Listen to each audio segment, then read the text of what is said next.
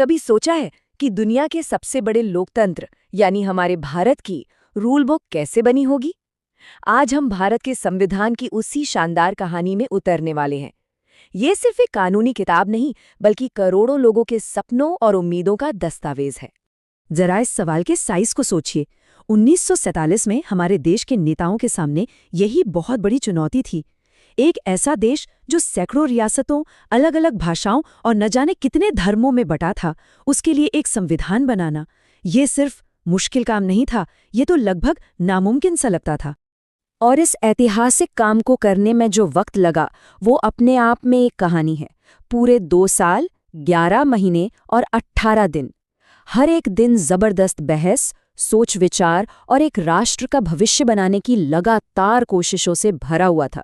तो चलिए इस कमाल के सफर पर निकलते हैं। हम शुरू करेंगे उस पहली चिंगारी से जहां से ये सब शुरू हुआ, फिर देखेंगे कि इसे बनाया कैसे गया। हम उस वादे को भी समझेंगे जो ये देश के लोगों से करता है, न्याय का मतलब जानेंगे और आखिर में ये भी देखेंगे कि ये आज भी इतना जरूरी और जिंदा क्यों है। तो शुरू करते हैं पहले खंड से। देखिए, भारत का संविधान कोई एक दिन में नहीं बना।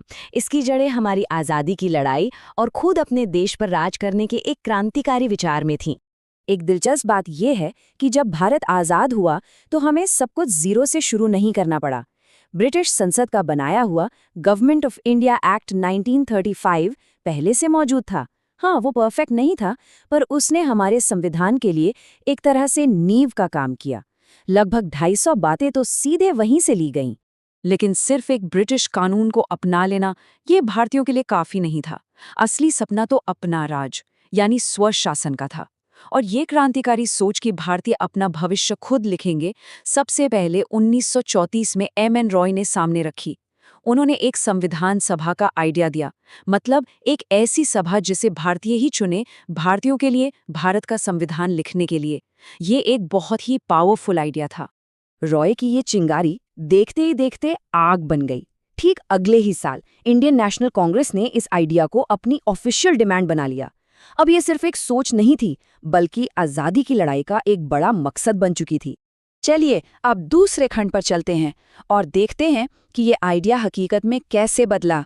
एक मांग से लेकर एक असली सभा बनाने तक का सफ़र आसान नहीं था, लेकिन इसी सफ़र ने आज के भारत की नींव रखी।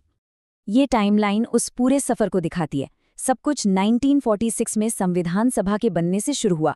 फिर नेहरू जी ने उद्देश्य प्रस्ताव से देश का विजन सामने रखा, और फिर सबसे बड़ा काम शुरू हुआ जब डॉक्टर भीमराव अंबेडकर की अध्यक्षता में ड्राफ्टिंग कमेटी ने संविधान को असल शक्ल दी।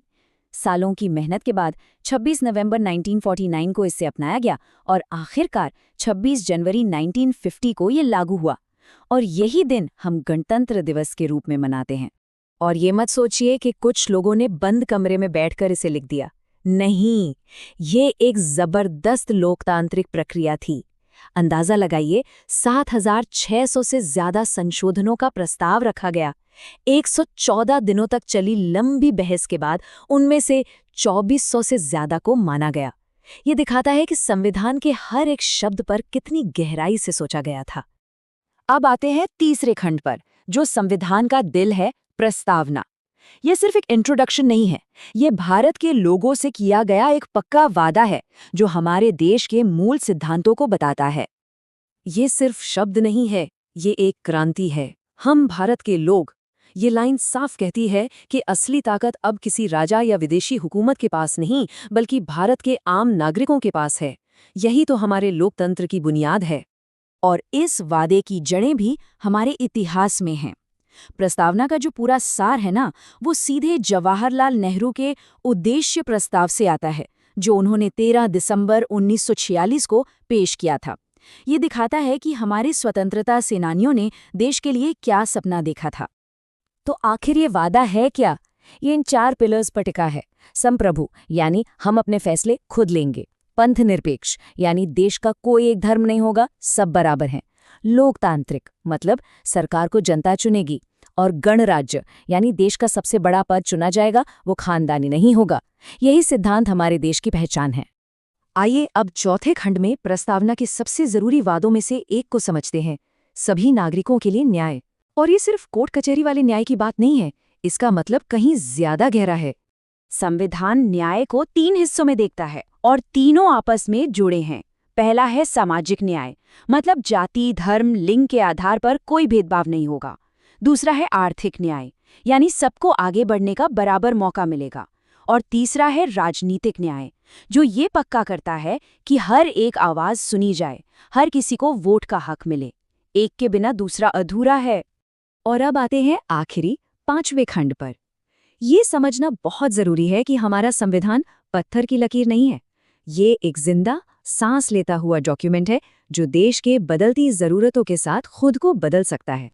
इसका सबसे बड़ा सबूत है 1976 का 42वां संशोधन। इसी संशोधन ने प्रस्तावना में 2 बहुत ही जरूरी शब्द जोड़े, समाजवादी और पंथनिरपेक्ष। ये बदलाव साफ दिखाता है कि हमारा संविधान रुका हुआ नहीं है। ये वक्त के साथ देश की सोच को दर्शाने के लिए बदल सकता है। असल में 42वां संशोधन इतना बड़ा था कि इसे अक्सर लघु संविधान या मिनी कॉन्स्टिट्यूशन भी कहा जाता है। इसने प्रस्तावना से लेकर मौलिक कर्तव्यों तक संविधान के कई हिस्सों को बदला। ये एक जबरदस्त उदाहरण है कि हमारा संविधान कितना डायनामिक है। तो एक छोटे से आइडिया से शुरू हुआ ये सफर एक जिंदा दस्तावेज तक पहुंचा।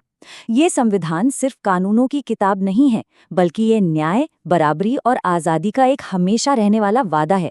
अब सवाल हम सब के लिए है, 70 से ज्यादा साल बाद हम इस वादे को कैसे निभा रहे हैं? ये एक ऐसा सवाल है जिस पर हम सबको सोचना चाहिए।